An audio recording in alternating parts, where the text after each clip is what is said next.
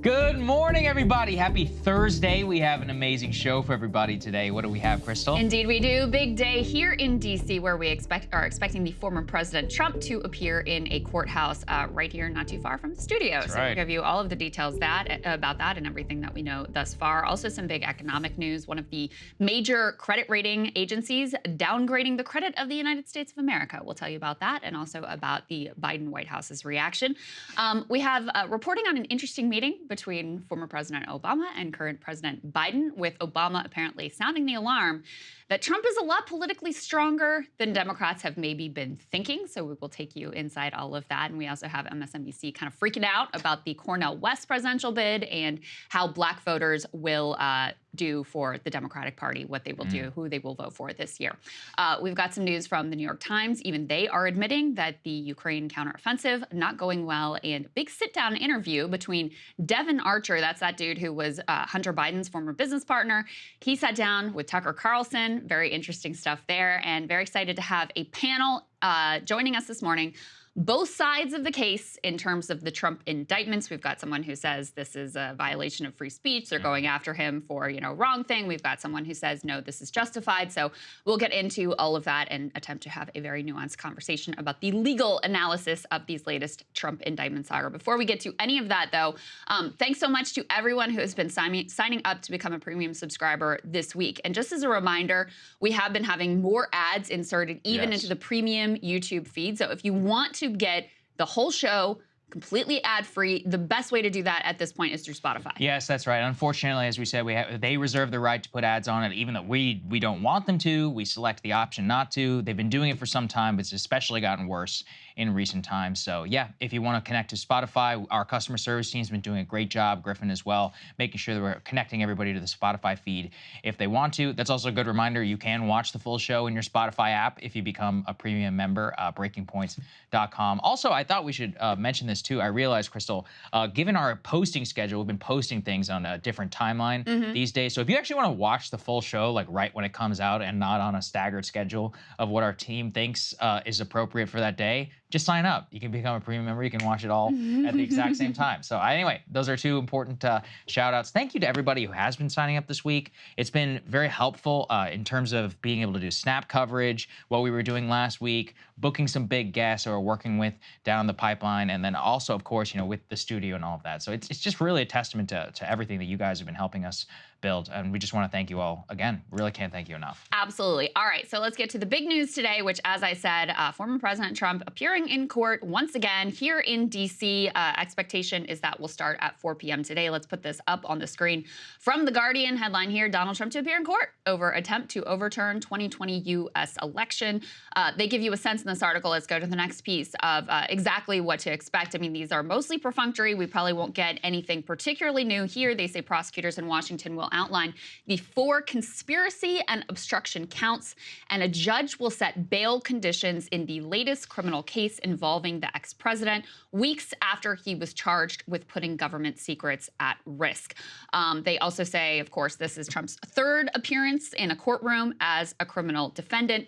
And in a possible preview of Trump's defense, his lawyer, John Lauro, has called the indictment a, quote, an attack on free speech and political advocacy, implying Trump's lies about election fraud were protected under the constitutional right to freedom of expression. As I mentioned earlier, we are going to have a panel on to debate the legal piece of this, and one of the individuals we're going to have on is certainly going to be making that case that this was all about free speech, and we've got someone on to make the other side of that as well.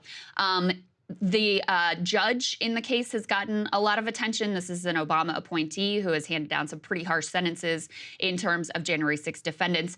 She also actually ruled against Trump in a separate January 6 case. She refused to his request to block the release of documents to a House committee investigating the January 6 attack. I don't know if you all remember following that.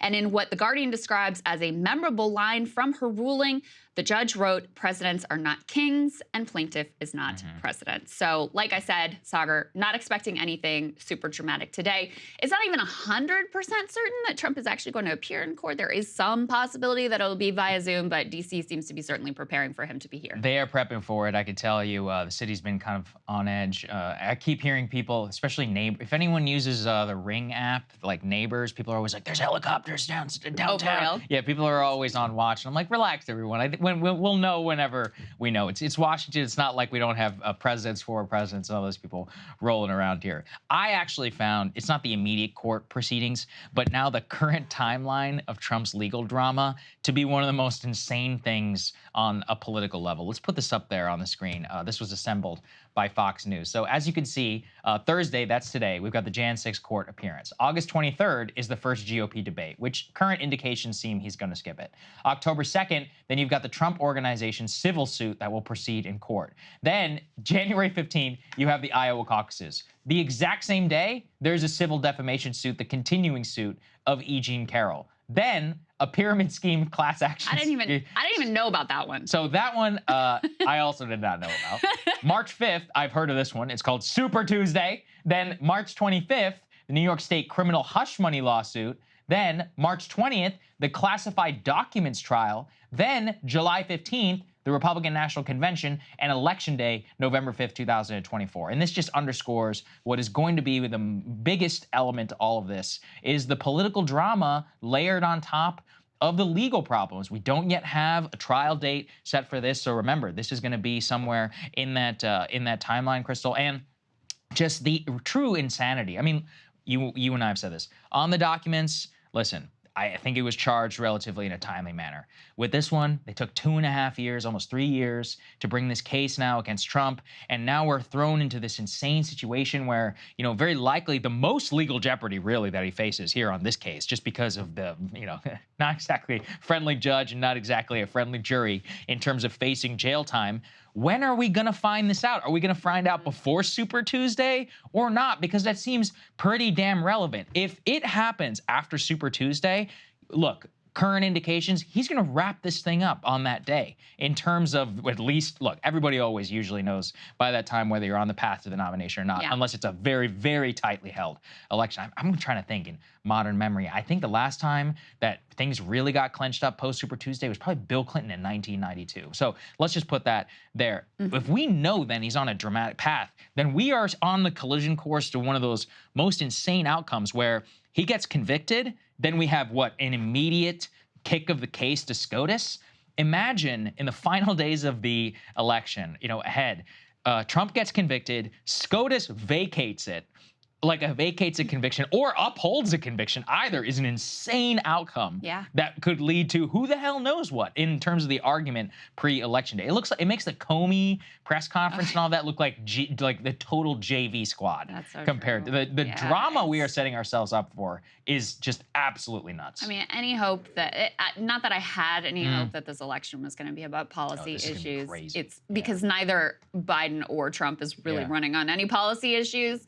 So it's not going to be about that. It's going to be about this timeline. I mean, that's the whole of what this election season is going to be about. I mean, in my opinion, Trump has already all but sewn up the Republican nominee. It's going to be very difficult to come from behind for any of these candidates. And, you know, for him as a non-incumbent to have the sizable lead he has at this point, it's just hard to see how anyone makes that comeback. And, you know, keep in mind with this timeline, too, this is not fully fleshed out.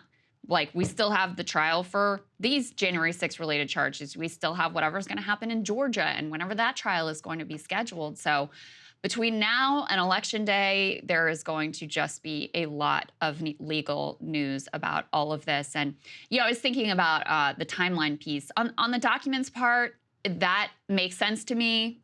How the timeline unfolded. They were trying to get the documents back. They were actually trying not to use the criminal, you know, justice process, but he was so uncooperative that ultimately their hand was forced. That one, this one, I don't know why Merrick Garland doesn't appoint a special counsel on day one. Now, since Jack, if he believed it, right? If he believed that this was worth a criminal inquiry. So Jack Smith, since he was handed the case, that timeline from when he got it to this outcome is, you know, relatively expeditious. I don't know what Merrick Garland was doing for the first, year and a half of the Biden administration. It's a terrible look. I really genuinely don't understand. And to me, you know, that really doesn't serve anyone, regardless of how you feel about President. I saw Chris Hayes on MSNBC saying the same thing. Like, you had enough time for the Senate to come up with their whole thing and, make their whole presentation and for Congress to at least have some, assembling of the facts. What took so long to launch this investigation when we all saw January 6th unfold? Like, there was enough already on the public record to say this at least bears some investigating. So I do think that it was a disservice to the American people to wait so long. Now, that doesn't mean that, look, I personally, from my analysis as a non-legal person, looking at the charges, I think they're appropriate. I think Trump deserves to be held accountable for trying to steal the election. I think it is a horrible look to see all of the people who stormed the Capitol on January 6th going to prison, and the guy who fomented and created the conditions that led to that whole situation getting off scot-free. So I don't oppose the charges, but I am confused and do think that the timeline, has created a even more fraught, chaotic, tense situation than we had to have. Yeah, I mean, look, and I think that's what I would try to say. I still have a lot of questions around the free speech one. I genuinely do want to see it adjudicated because I want to see how that actually, how it matters in terms of elected officials and in terms of what you can and cannot say and what it means whenever it turns to criminal law. And I think those are legitimate and important points. So luckily, because it's Trump, we will actually get that adjudicated in terms of court. Now, on the political side, I just can't get over it. It's like you can't wait 2.5 to almost 3 years after the event to charge somebody. You can't decide not to charge the guy. Effectively, what's been coming out, Krystal, is they decided not to charge him, kind of, by Merrick Garland. Then he kicks the case in some weird way to Jack Smith, even though Jack Smith was appointed for the documents case, but hey, anything Trump-related, we'll just kick it to you. And then Jack Smith suddenly, expeditiously puts it. If you read the indictment, all of the evidence that was gathered before there has been available for, 3 months, 6 months, or whatever, after the fact. All the emails, everything is actually January 6, 2021. So, I mean, look, if you look at that and then you check the timeline, there is just no question that if you're a Republican, you can't look at this and be like, this is the most politically convenient timing ever, right whenever he's surging. How about during the Biden situation? I mean, look, I think these are legitimate points. I will say, on our show, we've got both. We got Trump and Archer here, but you and I know this. Fox is not going to be talking about both, and neither is MSNBC. So the vast majority of people in this country are going to be imbibing kind of one narrative on this, and I can actually understand really for specifically a lot of these Trump voters are like, hey, this is BS. This is political. This isn't real. There's a reason they don't really use that on the documents case because it's so indefensible. But I think they've actually opened themselves up for. So like you said, for people who do believe that Trump should be charged and criminally liable for January 6th, to use that political attack against the genuine merits of the case because they didn't conduct themselves in a timely enough manner. And actually, Trump could possibly argue that much of this in court as well. Be like, what exactly took so long? I don't see how that's I don't see how that's a valid defense. The interesting thing from what I read is that because he's going to have the impaneled defense and the ability to subpoena, he will be able to use subpoena power to actually subpoena some of the investigators and other folks if you can use and mount a defense around the political timing and around the free speech aspect to his defense. I mean, in terms of getting people a deposition. Sure. Yeah. I don't the timing of it, I don't really see how that works as a defense other than in the political realm. And look, I think that definitely sells with Republicans. They don't think that these charges are justified anyway. Does it sell with independents and any sort of persuadable voters? I don't really think so, because this does get to the core of what people really despise about Donald Trump. And if they were, thinking of not voting for him, this is one of the core reasons why the chaos, the willingness. One thing that comes across in this indictment is just the casual approach to creating total mayhem. You've got this Justice Department official who's casually yeah, there'll be riots in every city in the country if we do this, but that's what the Insurrection Act is for. So I personally don't know that the timing piece really sells as a political argument for Trump that's going to be persuadable. People can hold two thoughts in their head, and this is what the polling has showed thus far with the documents case, with the Alvin Bragg case. They both feel okay, yeah, it's kind of political, these charges. Also, we think he did it, and we think it's serious, and we think it's real. So, I think that based on polling, the overwhelming majority of people feel like Donald Trump committed crimes with regards to trying to overturn the election. And just on the free speech part, Jack Smith goes out of his way in this indictment to say, listen, he's allowed to say the election is stolen. We're not going after him for that. He is allowed to take these claims to court. which he did, okay? And basically, you know, didn't have any success there whatsoever because there was no there. But he was allowed to do that. None of that is criminal. What you can't do is then use those lies to perpetrate a fraud that involves, you know, these 7 states of fake elector schemes and you pressuring Mike Pence to try to overturn the results and obstruct, quote unquote, official government proceeding. That's what you can't do. And that is the case that we're going to make in court. So listen, we're going to have both sides of that coin argued in our panel today. So look forward to hearing what the legal experts have to say about that.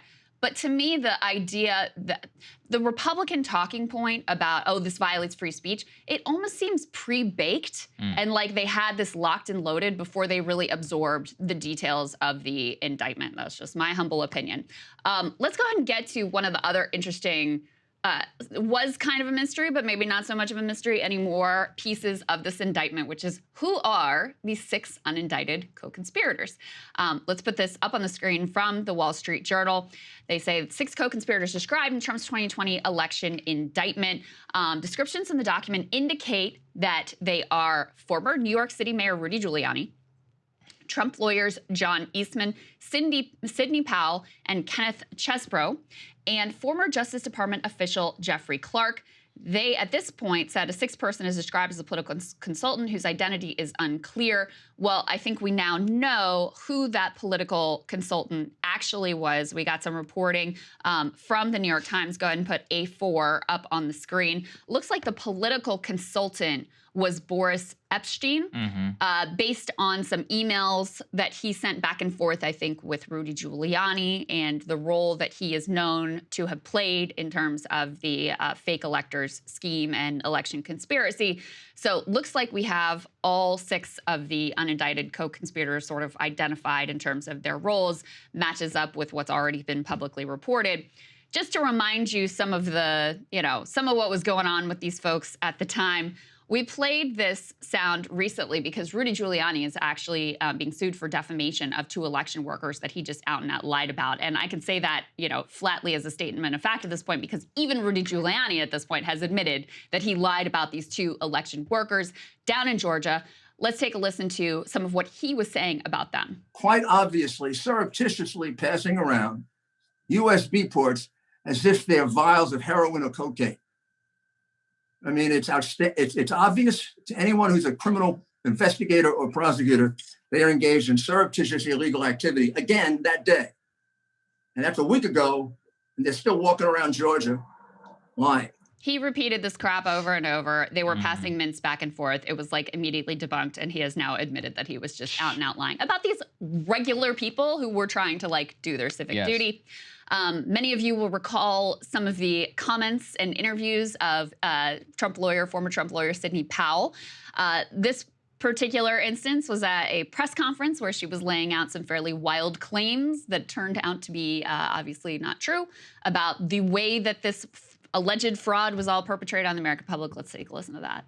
What we are really dealing with here and uncovering more by the day is the massive influence of communist money through Venezuela, Cuba, and likely China in the interference with our elections here in the United States. So the Venezuela theory of the case, which according to the indictment, yes, according to the indictment, even Trump said sounded crazy. Venezuelan Chinese dominions, my That's personal favorite theories of Stop the Steal. I liked the bamboo ballots. I guess that bamboo ties ballots in with the is China pretty good. piece. Yeah, that's from Arizona. That one's actually quite excellent.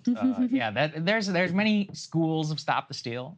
These are all my personal favorites because they're real. That's what actual voters and maybe Trump didn't believe per se, at least from what we see in the indictment, but he certainly made other people believe it. I can tell you that. Oh yeah. I mean, I think what comes through in the co-conspirators is there has actually been a lot of legal wrangling, specifically around John Eastman and whether he was responsible or whether he should be criminally charged or disbarred for like this scheme. But more troubling, I think the worst one to me was actually Jeffrey Clark, the acting attorney general, around the actual push by Trump and by Jeffrey Clark to try and use the power of the federal government in order to try and take this to a whole other step, which would have been the actual intervention of the DOJ in like seizing ballot boxes and in trying to like officially like spark investigations based though on completely spurious claims. So if you put those together, Epstein and Giuliani, Eastman, and Jeffrey Clark all seem to be like the three centers of the most nefarious plot.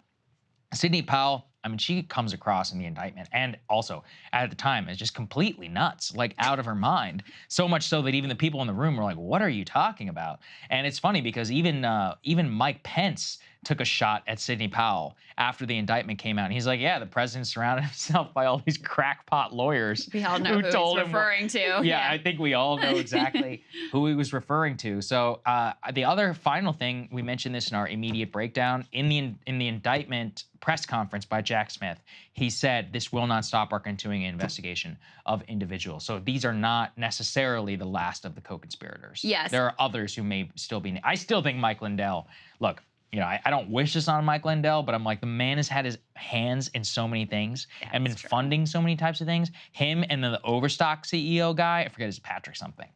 Those two, because they were funding different schemes and things like this, they might have put themselves in some serious legal jeopardy. Yeah, that is true. The other question people are asking is, why isn't Mark Meadows anywhere in this indictment? And, you know, one of the theories about him is he may have already flipped. That might be why he is not present in this indictment. There's also a lot of speculation about why these particular individuals were in there. Perhaps it's put pressure on them to try to cooperate, try to strike some sort of a deal. This is all just speculation, but those are the sorts of tactics that that could be used. You know, with regard to Sidney Powell, her claims were so wild that, and after, I think it was pretty close after that press conference that I just showed you where she was an official part of the team, she got pulled from being an official part of the team. And we know from the indictment that Trump was even saying privately, like, she sounds crazy. Right. But she continued to be really central and certainly was publicly making the case, but also was deeply involved in a bunch of the meetings that were happening at the White House. And there's a whole bunch of reporting about how wild things were then, where some of the aides were trying to keep people like Sidney Powell and Mike Lindell or whatever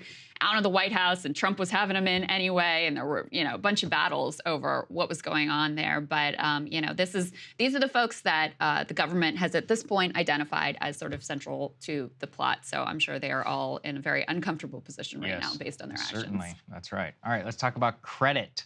Pretty crazy story going on with the debt. This actually, Krystal, was all happening at the exact same moment as the indictment. Yeah. When it broke, it kind of was overshadowed. But if you've been following the business press, together in a way. Yeah, interestingly enough, that's a good point. So let's go ahead and actually put this up there on the screen about the actual downgrading of the US debt by Fitch.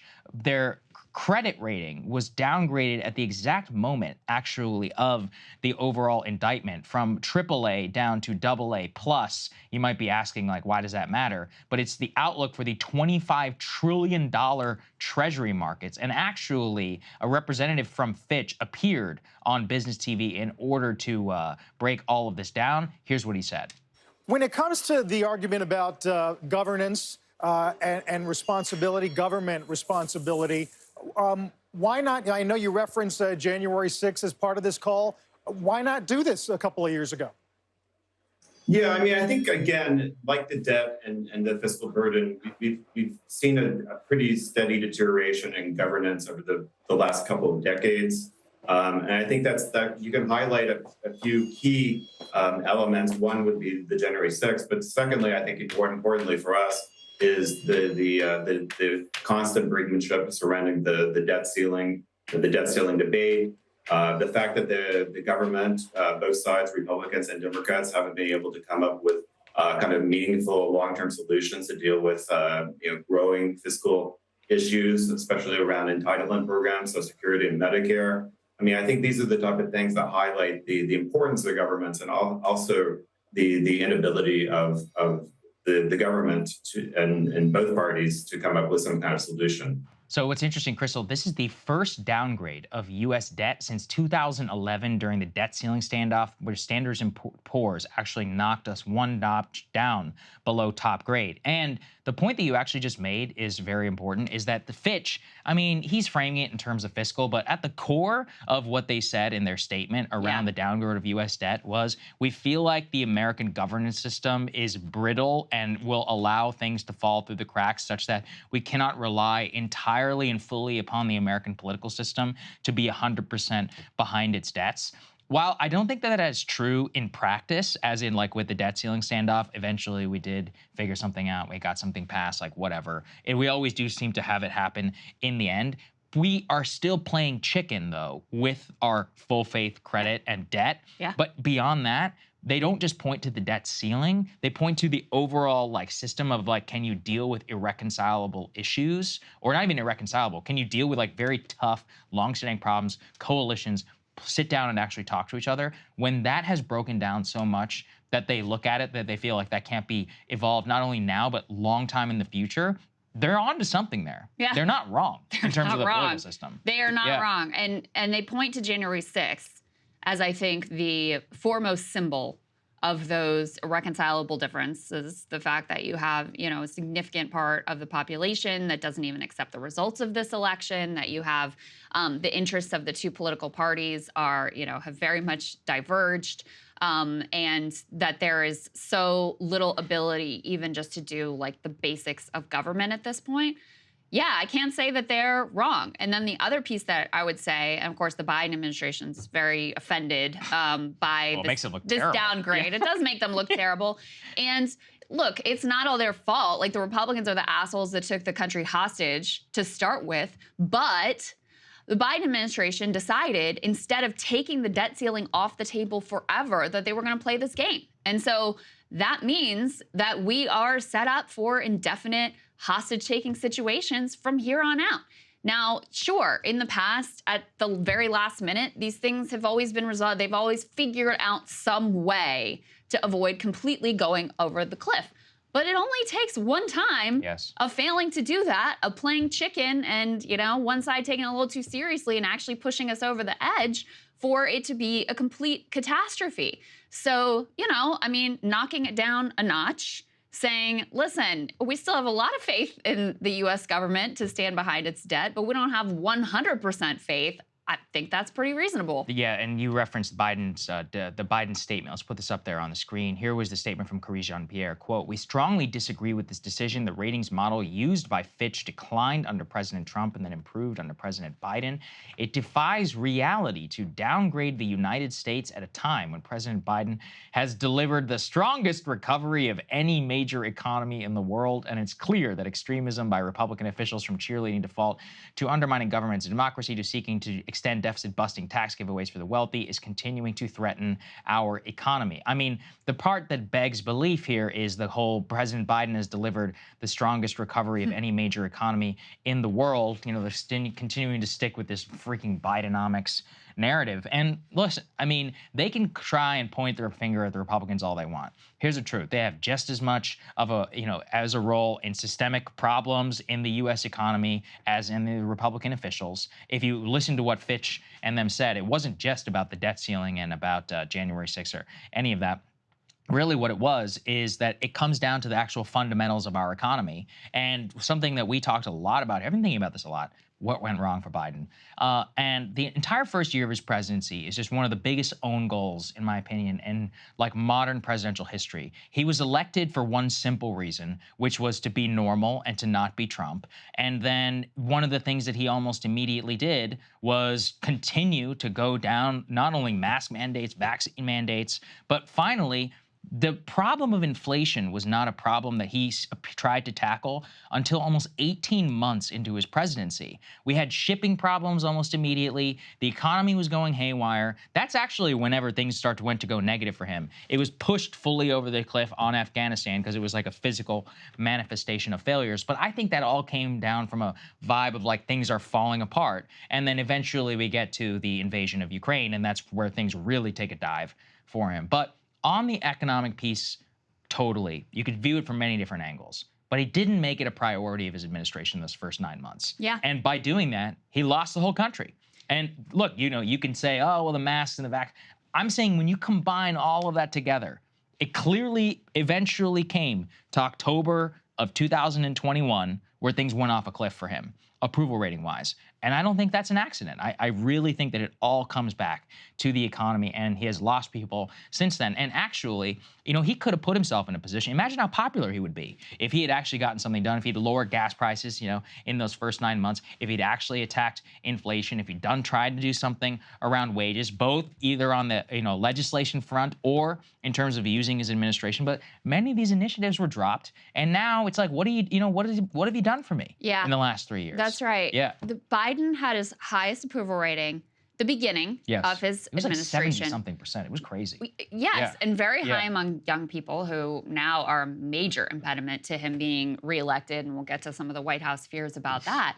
But, you know, the beginning part of his presidency was actually very active. You know, there were lots of executive orders coming out. There was, you know, pandemic relief being passed. There were efforts to pass, you know, bipartisan legislation. There was a lot going on. And some of the things that went through, like I always use the example of the child tax credit, they really worked. They really helped people. They really insulated a lot of people from the, you know, worst parts of the COVID economy and the post-COVID economy. And then inflation starts to creep in. And there was no sense of urgency from the White House in tackling that. I mean, there was a lot of sort of hand waving it away. And I genuinely think that the American people do not expect the president to be a magician. I don't think they have unrealistic expectations of what they want this individual to be able to accomplish. But they at least wanted to see him trying to fight.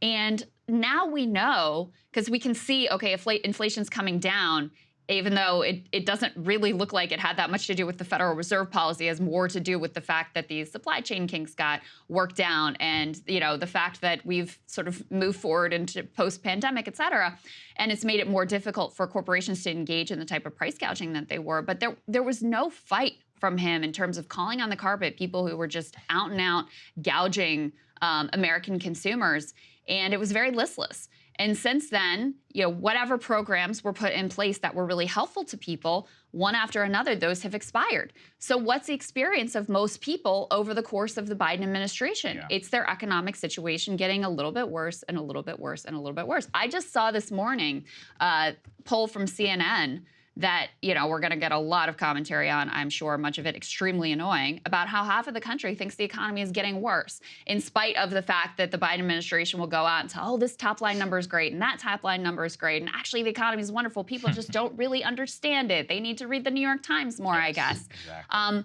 The reality is for most people, those top line numbers do not reflect their reality, because you have such vast gulfs between, you know, the people who have so much wealth and income on one side and the vast bulk of America. You can have those top line numbers look very different than the actual lived reality of so many Americans. And so, listen, this is a long way to get around back to like the Fitch credit rating decision here, but they're not wrong to look at the American political system and say, this is completely dysfunctional. They're courting disaster. There seems to be, we're about to face an election where it's not even about policy, where it's just about, you know, Trump's legal issues, which are quite significant and quite important, and I'm not trying to sidetrack at all. But how can you look at that landscape and say, yes, I've got full belief in the American political system that it's going to be A-OK? Yes, well said. All right, why don't we talk about Obama? Okay, so this kind of ties in. Let's put this up on the screen from the Washington Post. Apparently, former President Obama was recently here in D.C. meeting with current President Biden and warning him that Trump has a lot more political strength than Democrats may think. Here are the specifics from that article. They said former President Obama at a private lunch with President Biden earlier this summer voiced concern about Donald Trump's political strengths, including an intensely loyal following, a Trump-friendly conservative media ecosystem, and a polarized country, underlining his worry that Trump could be a more formidable candidate than many Democrats realize. They go on to say that during their lunch, Obama made it clear, Saagar, that his concerns weren't about Biden's political abilities. Right, of course. Of course, Biden's great. Is. It has nothing to do with him, but rather a recognition of Trump's iron grip on the Republican Party, according to the People. It's funny, too, because in this article, they go to great lengths to report out, and NBC News confirmed and whatever, that Obama says he's going to do everything he can for Joe Biden. Is that news? Like, I mean, I just assumed that that would be the case. But I guess after the fact that, you know, in 2016, Obama actively pushed Biden out of that primary and, you know, tried to anoint Hillary. We all know how that turned out. And then in 2020, Obama sat on his hands until it was clear that he wasn't going to be able to get Pete or someone else. And there's a bunch of reporting, too, about how even when they were together in the White House, Obama and his brainiac side of the team basically had contempt for Joe Biden. So I guess there was some question about how hard Obama would go for Joe in this election. But anyway, you can put your fears to rest. Barack Obama will be fully engaged in this campaign. Good, yeah, good for him. I'm sure it'll work out. It always does, right? Look, the thing is, too, about Obama, you and I also know how these stories go. This was such a well-planned, like, execution by their teams. They're like, well, we'll have the lunch, and then afterwards we'll call friendly reporters of the Washington Post and we'll read out, you know, like a press release, effectively. And then they can bill it as a scoop around what exists. It's not a scoop whenever somebody literally dictates to you on the phone. It's also ridiculous because there are only two people presumably inside the room. So obviously one of them leaked it, and it's not like it was made it's not exactly done in such a way that is supposed to be like anonymous. Anyway, so you look at this and what becomes clear. Obama is trying to telegraph two things. I'm going to help Biden, so you can't blame me for not, but also he is trying to telegraph his, you know, political genius, his above it all almost approach, where he still believes, I think rightfully, that he's a better politician than Joe Biden. And he kind of wants to put it across. He's like, I'm not the one underestimating Trump. I'm pushing Biden to do everything he can. I want to dispel with any narrative that, you know, this thing isn't as in a tight race. And it's interesting, too, that it actually came on the heels of the New York Times poll, which showed them completely neck and neck. And, you know, Obama's political analysis, too, is not wrong, but it's also just funny coming from the guy who, in many ways, is the most responsible for Donald Trump's presidency. If he did a better job as president, then Trump would never be president. It's simple, you know. And it's like, in many ways, like, Trump didn't just beat Hillary; he destroyed the Obama consensus. And really, all the Obamaization of politics was basically dead. You know, all of his ideas, and both on the left and the right, in terms of how everything was supposed to work. That's where Trump really kind of came in and blew up. So I don't know. I found it interesting, like on a very meta level, about how Obama is still trying to, because he's a young man, he can't still yet be seen to be, he can't be shown yet to be kind of the political fool that he is. And what I mean by that is he's turned himself effectively into a lifestyle brand. He's ceased being an actual human being a very long time ago, him and Michelle. And so he's got to keep his like political bona fides by calling up the Washington Post reporter and giving his analysis. So there's actually quite a bit going on here, I think. Yeah, there are a lot of layers to this. I mean, there's a lot of like Democratic freak out porn in the media right now of like, we're worried about this group, we're worried about that group. We're going to play you a little bit of that in a minute. But also, there was an article about how Democrats have reassessed. They did think that Ron DeSantis would be a more formidable candidate than Trump. And now they've kind of decided Trump may actually be harder to beat. And I understand that for a while the polls showed that DeSantis would be a tougher general election candidate. But I always thought there was major reason for skepticism of that analysis, at least, you know, to be sort of like agnostic on that analysis, because we know Donald Trump has won before. So we know he can. And we know the fervent support that he inspires. We know the way he brings people out of the woodwork who don't answer polls, but then show up and vote for Donald Trump, you know, no matter what. So, you know, I always thought it was, remember all those articles of Democrats like delighting in the idea that Republicans were going to nominate Donald Trump again? It was like, you people have learned absolutely nothing. So apparently, belatedly, allegedly, according to what's being leaked to the Washington Post, they're finally starting to realize that this is no slam dunk. Even with, and I do think Trump's legal issues, I do think those are a problem for him with normie voters. I think, you know, if he's found guilty, if he's facing some sort of prison sentence or whatever, I think that is a real issue for him in terms of getting reelected. But you also can't deny the reality that his polling versus Biden right now is way better than his polling versus Biden was last time around. it's also better than his polling was versus Hillary Clinton, an election that he obviously went on to actually win back in 2016. So, you know, they're kind of waking up to the fact that they have a genuine political fight on their hands and could be once again responsible for handing the country over to Donald Trump. And they're willing to do anything, leak to any reporter, you know, wring their hands in the media, shame voters. They're willing to do anything except actually deliver a real reason for voters to be excited about voting for Joe Biden again. And Krystal, I mean, we have, you know, you referenced a CNN poll here. Now, the approval rating here of June and July of the third year of presidents, here's the rankings for the last, like, what, 60 or so years. Eisenhower, 72%. Bush, 91, 70%. He, of course, went on to be defeated. Kennedy, 61. Bush, 03, 58. Obama, 51. Nixon, 50. Clinton, 46. Trump, 43, Reagan 42, Biden 41, Carter 29. Joe Biden is the second least popular president in modern times in the third July or whatever of his presidency. That does not bode well. I mean, listen, Obama barely won re-election in 2012. And then if you're looking at this, Clinton won re-election, you know, I guess with 46%, went on to win in 1996. But it wasn't all that easy going. And, you know, there were a lot of, Dole kind of screwed up that campaign. There's a lot of interesting stuff, actually, about how things could have gone differently. But Biden is lower than all of them. Yeah. And then, of course, Carter, we all know how that worked out. So he's not in Jimmy Carter territory yet, but he's getting pretty damn close. And you don't want to be next to his name there when you're running for re-election. There's a lot of cope about these kind of numbers that, like, well, it's just different now. Yeah. People are so polarized. You're just, every president is going to have basically a low approval rating.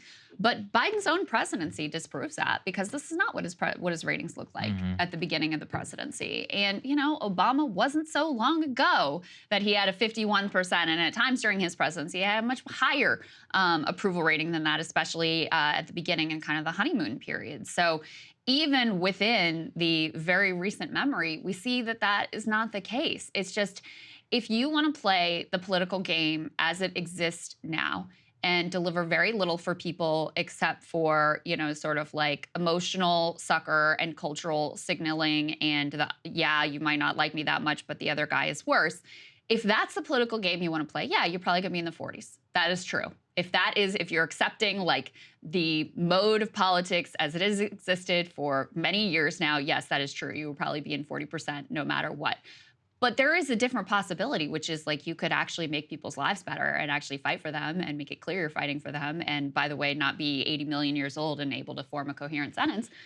And I have a feeling, based even with this guy, Joe Biden, who, you know, is not in his prime, even with him, he had a much higher approval rating at a different time because people felt like he was really doing something for them and fighting for them. Yep. So let's move on to some interesting analysis over at MSNBC. There have been a number of pieces now recently, and I think justifiably so, about Democratic concerns that Black voters and Black men in particular may not show up for them in 2024. And they're looking at the numbers, they're looking at the fact that in 2022, in a lot of demographics, particularly among like suburban white women and white men, that there was a surge for the Democratic ticket, and that's what forestalled the red wave. But if you dig into those numbers, there were some troubling signs among Black men in the cities. It's not that they showed up and voted for Republicans, it's that they just didn't show up. There was a fall off in the vote for Black men, in particular in urban areas. So MSNBC decided to do some reporting on this. There's also a lot of hand-wringing here about Cornel West, who, of course, running as the Green Party line. So they're concerned about what he might do in terms of voters overall, but Black voters in particular. Let's take a listen to what they had to say. Joe Biden became the first Democrat to win a presidential election in Georgia since 1992 when he won in 2020. And just to show how crucial Black voters were to that win, by our calculations, if less than 1% of Black voters stayed home or voted for Trump, the outcome of this election could have been very different. And basically something that we heard on the ground from the director of organizer from the New Georgia Project, which is easily pushing the largest voters registration efforts in the state. They've registered about 30,000 people alone this year. He said people are just frankly not running and jumping about another term of President Biden, and they're frankly keeping their options open. And that's something that I heard from voters consistently, is that while they're aware that Joe Biden could be the default, they're still wanting to see who else could potentially get in this race. At least one voter told me they were considering Cornel West, but the majority of people here said even though they may just be voting for Joe Biden in the end of this, their big concerns right now is the economy. They're still feeling the stress of inflation, and jobs are drying up in the state. Even though we've seen some of this good economic data, we just haven't seen those perceptions seem to catch up yet. And as you mentioned, these unfulfilled promises. Student debt was something that we heard consistently from voters, that they really wanted to see that policy come to fruition. But obviously, after the Supreme Court struck it down, we know Biden is trying again, but they were really disappointed that that hasn't happened yet. And you mentioned Cornel West, who by any measure is a pretty fringe candidate, but we all remember Jill Stein in 2016. If West even pulls off a sliver of voters, black voters in particular, that could be the difference in some of these states. So tell us, what's the Biden campaigns? Are they aware of this potential issue, and what's their plan to try to make sure they keep those voters in line? Certainly, strategists have raised concerns about third-party candidates, not just Cornel West, but also this no labels candidates that we're hearing about. But I think the thing that the Biden world is banking on is Donald Trump. Their hope is that if he is in fact the nominee, that will galvanize people in the same way that it did in 2020. There was voters who purely cast a vote against Donald Trump, and they're hoping that threats to democracy and him being on the ballot again will have the same effect that it did then. There's so much to unpack in that analysis. That was wild. Right? There's so much to unpack there. Whoa. First of all, so what do voters tell this reporter that they're concerned about? First of all, they're like, what are my other options here? Because I'm not sold on Joe Biden. Of course, this is a network that like studiously avoids covering the fact that Joe Biden actually has opponents in the primary. And these voters do have other choices that they could evaluate. So there's that. The voters told this reporter, hey, my number one is the economy. I'm worried about the economy. And by the way, you know, I'm pretty disappointed about how this whole student debt thing has gone down. And what is the White House's theory of the case? It's like, yeah, well, we're not going to really do anything on that, but we're hoping that Donald Trump is enough to, in the words of that host, keep these voters in line, as if anyone is entitled to anyone's vote and doesn't have to go out there and earn it. And then, of course, there's the, you know, spurious analysis that it was Jill Stein's fault that the Democrats screwed up 2016, and that, you know, if they lose this time, it won't be their fault again. It'll be the fault of Cornel West or the fault of potentially Joe Manchin, no labels ticket, whatever. Yeah, it's not anybody's fault except yours for not getting people to want to vote for you. You know, even in the latest New York Times poll, they have a really interesting graphic. Let's go ahead and put this up there on the screen, which even shows you that, quote, Trump has made gains amongst men, black, Hispanic, low-income, less educated voters. That's one of the reasons why it's a tighter race, is mainly, it seems to do, because of these additional Trump gains. So, Krystal, Trump has made gains amongst all of the demographics, which Democrats take for granted. And now, whenever as she said, oh, we can only lose less than 1% and something like that would still have an impact, it's like, well, you know, it's not difficult. Do something for these people and maybe they'll vote for you. But you can't be blaming Cornel West for... Also, there's also something very racist about that.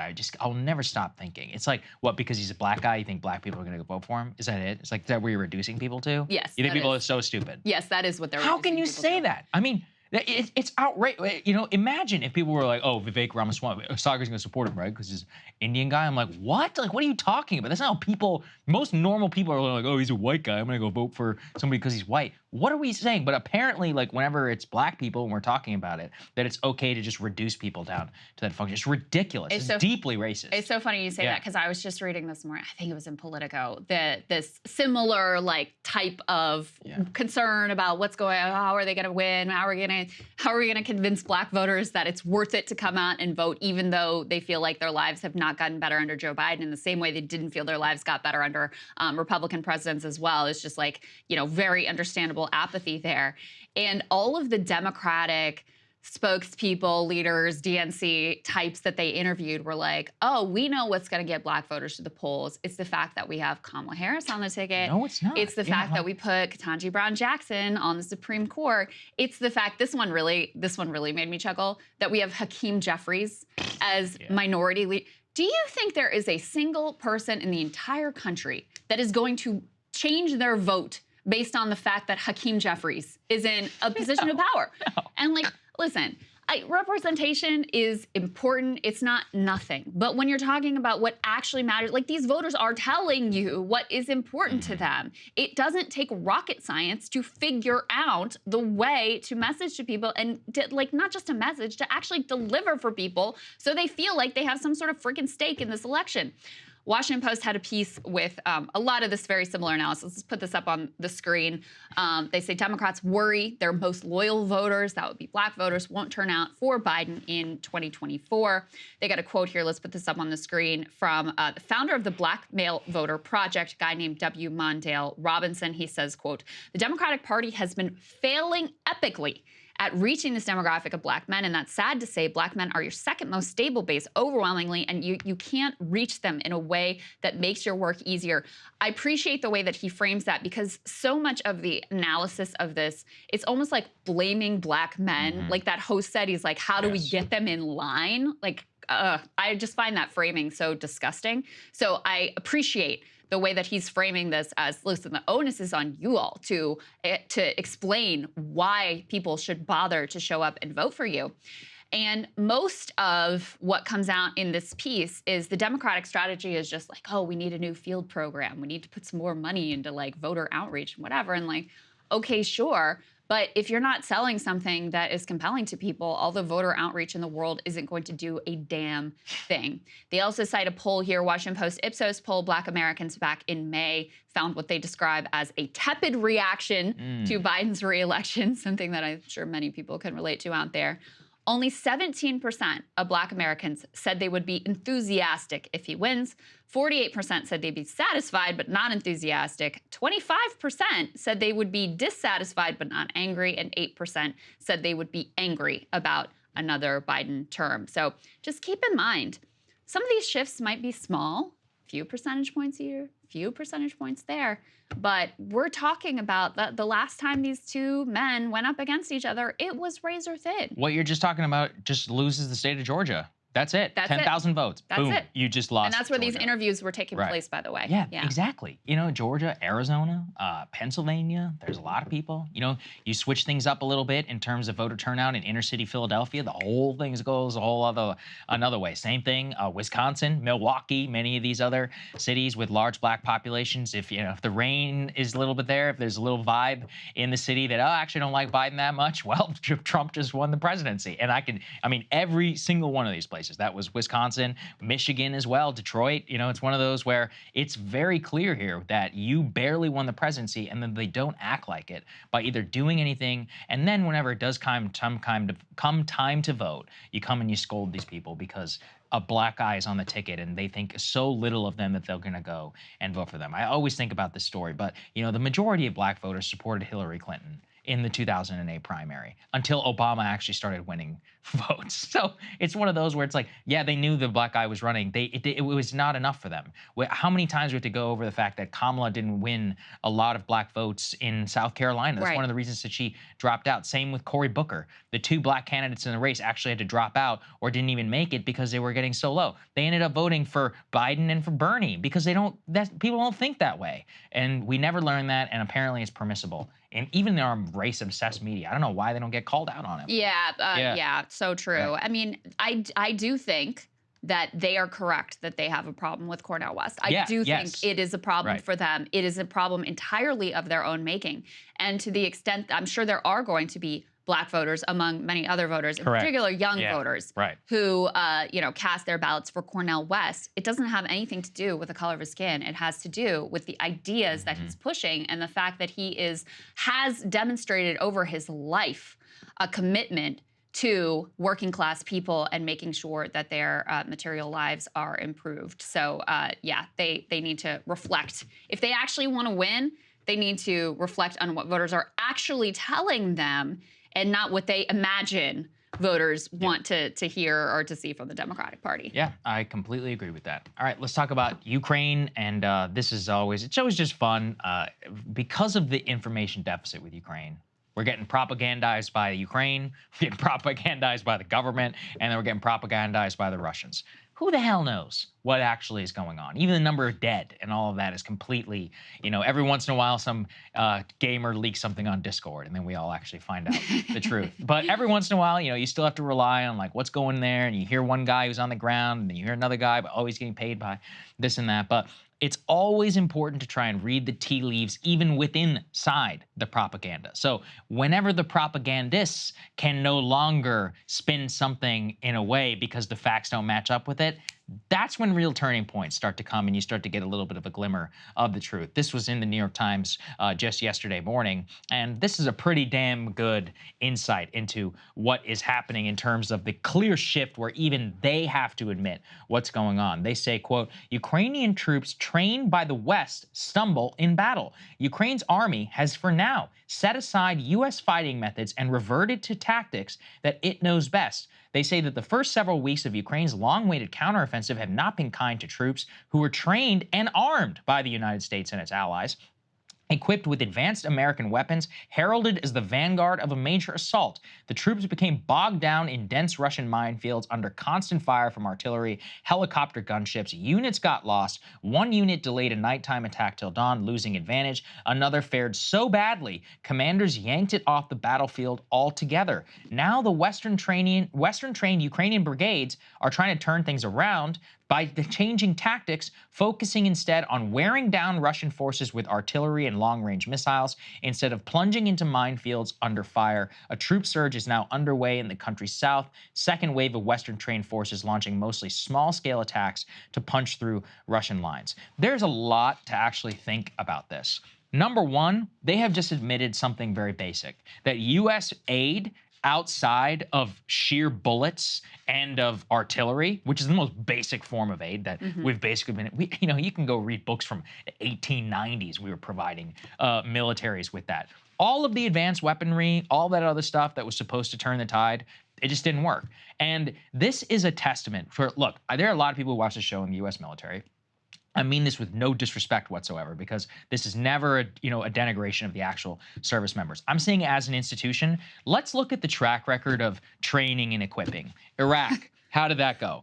That was great, right? It was awesome. So much so that they threw their weapons down and they flee whenever ISIS takes over the city of Mosul. Okay, so that cost $2 trillion. Now let's talk about Afghanistan. We spent let's say $700 billion training and equipping the Afghan National Security Forces. Oh, that was great. The moment that these guys get into the city of Kabul, the guy who salary we're paying gets on a plane laden with gold. He's like, peace, I'm out. And then the U.S. military has to lock down an airport to try and get down interpreters out, even though we just propped these people up for the last 20 years. Syria? Anyone want to remember that one? I mean, I would rather not. Yeah, my personal favorite is that the current Secretary of Defense, Lloyd Austin, I will never forget this, covering it at the time, is whenever he was testifying before the Senate, and they're like, so how many people have you actually successfully trained and equipped for $500 million or whatever? And they're like, oh, like a dozen. They're like, wait, what? So that's what ended up happening? And a dozen, and they were like Al-Qaeda too. Yes, exactly. And then the only way we've ever been able to turn the tide in any of these conflicts is actually just putting direct U.S. military boots on the ground. So in the Syrian context, well, we had a couple thousand people. We started arming and equipping the YPG, but then even then it was a deeply U.S. influence. We were basically running all the ops. Yeah. And you think about Iraq. Iraq had some phenomenal counterterrorism forces. Let's all be honest here. They were not only trained by the Navy SEALs, they were deeply embedded like Green Berets, Navy SEALs, and all these other guys, special operators within that when they were at their most combat effective. And then same whenever it comes to Syria, and then Afghanistan, same thing. The moment that the U.S. Special Operators and the U.S. ISR and all that other stuff either got pulled or wasn't as robust, they fell apart completely. And so, again, as an institution, it is clear here, we don't know how to do this very well. We know how to do one thing. We're good at the office management part of war, as in with the Ukrainians. We're like, yeah, the Russian ship is over there. Here's the Take target. this missile, go fire it. But in terms of being like, here's the weapons, here's how you train, combined our tactics, all this, and how to use all this stuff, it's not going to work. And so whenever they also point to here, reverting to the tactics of simply trying to wear down the Russians, okay, well, we've tried this battle a million times throughout history. The person who wins is the one who can last out the longest. How are you going to last out the longest? You don't make any shells. You only rely on charity from Western nations. Why do you think that you're going to beat a nation which has a genuine industry, which is Russia? They have oil, which they can sell to people who aren't in the West. And they have a populace which is relatively untouched completely by the war. I mean, the thing is that the nation who folds is usually the one, after many years of bloody and horrific conflict, is the one that just can no longer sustain itself from the home front. And this is deeply sad. And already we're actually getting indications just about how brutal this war is. From the Wall Street Journal, they actually talk about how the number of people inside of Ukraine who appear to have lost limbs, this is based on prosthetic limb like data inside, is now, at least by some estimations, equivalent to the number of Britons who lost limbs in all of the First World War.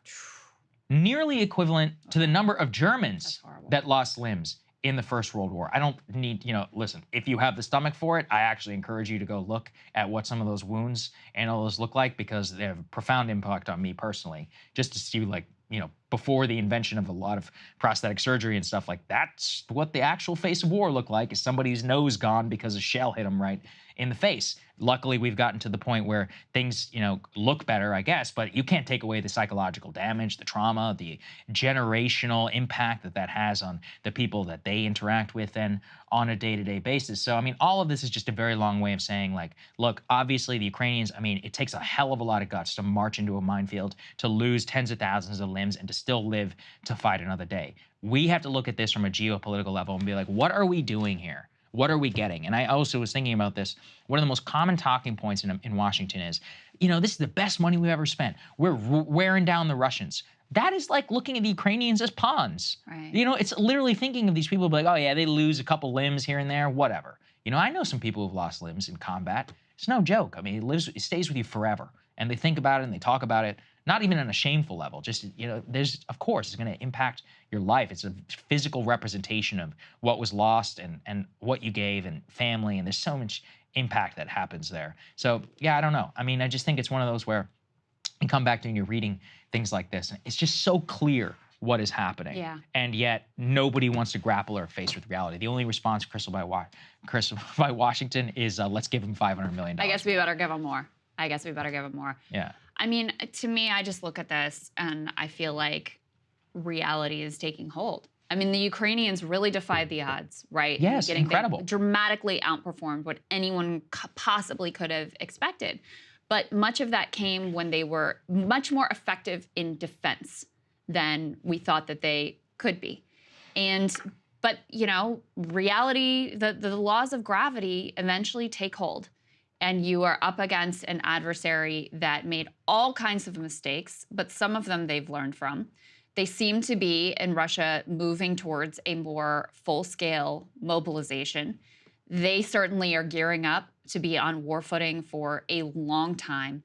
And, when it came to, okay, now it's time to try to employ these more complicated battlefield tactics and retake the territory that's been lost, like, they're not miracle workers, right? So yes, reality has taken hold. It looks like this is a very, very difficult situation for the Ukrainians to be able to, push forward. And I just think the U.S. government has had such blinders on the whole time. Even the idea that, oh, this is such great money spent because we're weakening Russia, like, are we? Do we know that for a fact? Because, I mean, honestly, actually, their GDP numbers look just fine and dandy. Economically, the all-out economic war that we attempted to wage on them has basically completely failed.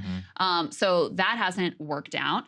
We had the whole Prigozhin situation. There was a lot of cheerleading of cheerleading on this maniac to try to take control of Russia, which could have been really disastrous and very chaotic. Not that it's great having Putin there, but there's no imminent sign of Putin's government collapsing, nor is it clear that that would be a good thing for anyone, by the way, when you're dealing with such a volatile situation in nuclear armed superpowers. So all I want is a straight answer from Joe Biden of how this ends. Like, how do you see this playing out? It seems increasingly clear to me that the moment when the Ukrainians and the Western coalition probably had the greatest leverage was very early in this conflict, when we were going out of our way to try to scuttle any potential diplomatic resolution. That was probably the best time to settle. And, you know, before tens of thousands of Ukrainians lost limbs and many lost their lives as well. Yeah, that's right. Okay, let's go to the next part here. Devin Archer sitting down with Tucker Carlson. So we cut together some of the most important parts of the interview. There will be a second part, apparently, of a longer form conversation between the two. The clip that was put out was only about 11 minutes. Devin Archer, for context, was Hunter Biden's business partner in BHG Holdings, which is one of the holding companies that Hunter Biden was a part of. They had business dealings with Moscow. They had business dealings with China. He was also at the center of a lot of the Burisma dealings, knew Hunter for over a decade, and says here in this interview that he heard at least on 20 occasions President Biden, then Vice President Biden, phone into business meetings with Hunter Biden. Here, let's take a listen. Our partnership started in 2008, 2009-ish. Conversation started. That's when I re-met Hunter and actually had a sit down and meal with him. Talked about the transition from lobbying into strategic advisory, and then kind of some type of coalescence around having a private equity fund that would have this unique access and understanding of a regulatory environment in DC. Again, Joe Biden, then the sitting vice president, knew that there were Hunter's business associates in the room.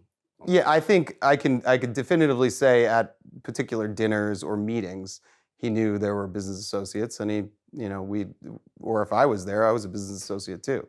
I don't know if it was an orchestrated call-in or not. It certainly was powerful though, because if you're sitting with a foreign business person and you hear the vice president's voice, that's prize enough. I mean, that's pretty impactful stuff for anyone in the world. It's just the president. You have to be. I mean, you understand DC, right? So the power to have that access and that conversation, and it's not in a scheduled conference call, and it's a part of your family. That's like the pinnacle of power in DC. You're taking a call from the vice president and you put it on speaker. It's not just, hey, Dad, I'm in a meeting with some buddies. Right. It's let me put my dad, the vice president, on speaker. Yeah. Yep. In the rear view, it's an abuse of soft power, I'd say. An abuse of soft power. Abuse of soft power. I got to be honest, Krystal, I found Archer incredibly slimy throughout this interview. Well, there was what a do you level. expect? I think the reason why is there was this intense self-awareness from Archer. He's like, listen, you know how Washington works. You get the guy. He had a lot of connections. He's like, Hunter, he was the regulation guy. And Tucker would be like, well, what do you mean? He'd be like, you know how Washington works. He didn't want to say it really out loud, and he kept kind of smiling around the truth. But the truth enough about calling in 20 times, and that real moment that stuck out to me is he's like, look, it's the pinnacle of power in Washington. You're in a meeting with some Ukrainian guys who are paying you $83,000 a month, and you put the guy on speaker. And Tucker he's like, look, I love my kids. I talk to them every day. He's like, and he has adult children. He's like, I don't call them into business meetings. It's super weird. And if they did that to me, vice versa, what the hell is going on? So clearly something was happening to the extent where Biden knew he was calling into a business meeting because he literally would put him on. And that, Dan Goldman, the Democratic representative, his defense was, well, they didn't really talk about business. They were talking about the weather. The illusion of access. As Archer says, the mere fact that the man is on the phone was clearly worth millions of dollars to Hunter's foreign business partners. At the very least, it was part of the sales pitch that he was able to monetize his last name. There's no denying it now, like looking through this and in this interview. And of course, we were talking about this before. It's hilarious. One, this interview is not allowed to be covered on Fox News, apparently, because Tucker's in it and he's fired and he's persona non grata now. But also, the actual allegations here are completely ignored by the Dan Goldmans and all of them of the type. All the spin around it was obviously wrong. When from the horse's mouth, he's like, yeah, the mere fact that he was on the phone was worth a lot of money to us. Yeah. He's like, that's what we paid him for. That's why I was in business with Hunter. It's obvious. Yeah, I know it's obvious. It's totally obvious. Yeah. And we talk a lot about the problem of just the appearance of corruption and what that does in terms of the public trust. Because then how do you know when Joe Biden is acting as vice president or Joe Biden is acting as president or Joe Biden's, a powerful member of the Senate? How do you know that he's not influenced at all by what he knows his son is up to and his business dealings and his associates? Do we really have confidence that, listen, human beings are human beings, that you're not impacted by that at all? when you're making decisions on, supposedly on behalf of the American people. And, we talk about this with regard to Trump and Kushner and the Saudi money and all of that stuff as well. Like, the fact that you're getting those funds in, the fact that your son's livelihood is dependent on his access to you, his last name, his affiliation with this, group of sketchy foreign businessmen. And we're expected to believe that you remain pure as the driven snow in terms of your business, in terms of your doing the business of the American people. It's just, it's hard to believe that. And then the other piece of this is just astonishing to me. It kind of reminds me of the defense that's being mounted for Trump of like, oh, this guy's so dumb that he actually believed that the election was stolen. Right. It's sort of the same. It's like, no, Joe Biden is so dumb that he actually didn't realize Hunter Biden was calling him into these business meetings to trade on his name. Like, I'm sorry, I don't believe that. I do not believe that whatsoever, because Joe Biden has been in D.C. for longer than we have been alive, way longer than you've been alive. Yes. And we're expected to believe he doesn't also have some basic understanding of how DC works. Come on, get out of here. Totally agree. And it's actually, I was in a meeting once with this guy. He was a very sketchy guy. And he was trying to prove to me that he knew a lot of very powerful people in the White House. And I was skeptical. I was like, yeah, prove it. And he's like, all right, stay quiet. I was like, okay. And he started calling people in the White House on the phone and put them on speakerphone and was talking to him while I was in the room, which is pretty scummy, actually, on his behalf. But I remember, it's like a power move. And I was like, whoa. I was like, all right, so the guy knows a guy. He's like, all right, I'll listen to him. I'll hear what the person has to say. So this is like a power move. I think it's a flex in front of these business guys. And that's what they're paying for. That's what they're paying him, $83,000 a month. The currency in D.C. isn't, and Tucker gets at this, isn't money, it's power. It's access to power. And so, if you're able to put your dad on speakerphone and your dad is the vice president of the United States, Hunter was monetizing that. Now, maybe it's not illegal. Is it gross?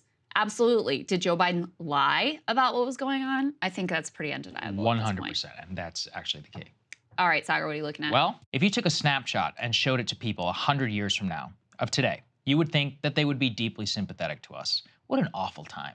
2 geriatrics running for president, Trump indictment, Bidenomics in all its glory, awful housing shortages. But it's possible, though, they may not remember any of that. In fact, all of that may be a footnote to what is happening right now, with possibly one of the most important scientific breakthroughs of the 21st century. It has captured the minds of engineers, venture capitalists, and technologists everywhere.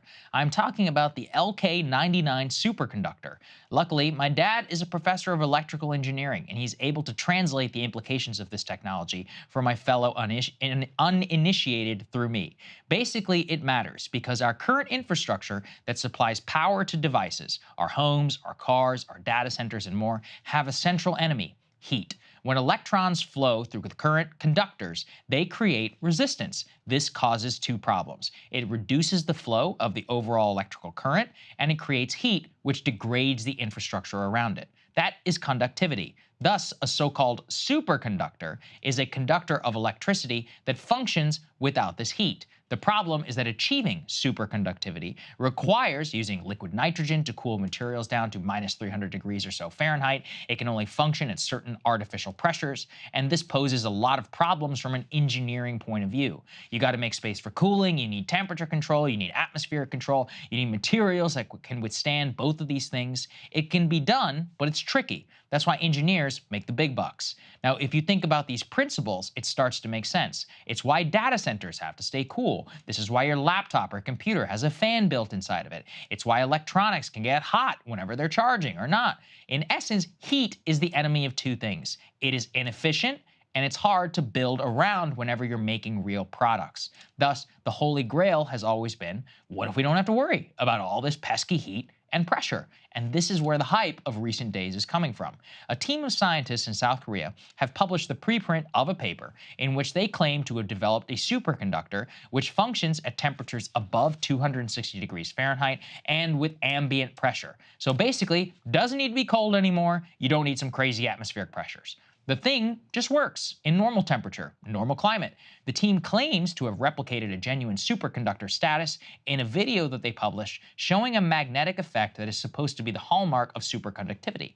So why are we not popping champagne and celebrating? Well, some people are still very skeptical of all of this and are reiterating a scientific principle. Sounds great. Can you replicate it?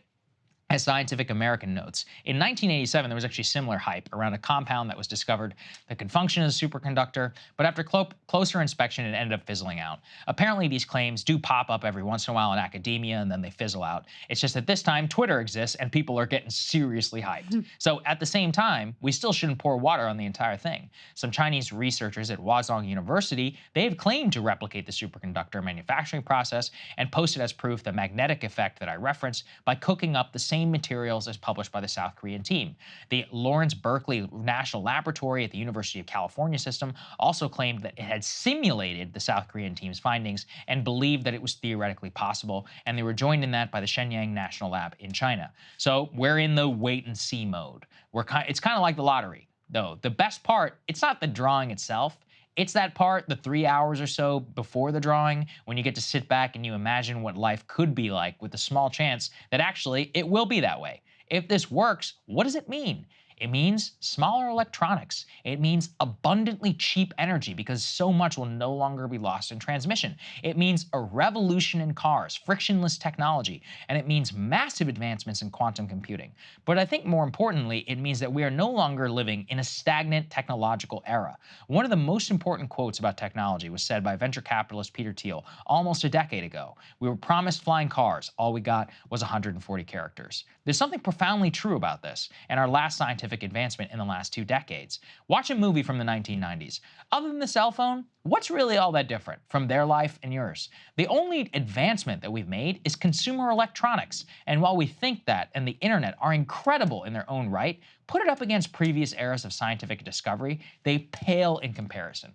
For those who have watched the movie Oppenheimer, one of the most exciting parts of the film is the first hour and a half or so, as they show Oppenheimer traversing through the universities of Europe, meeting some of the most important scientific minds in the world, and collaborating.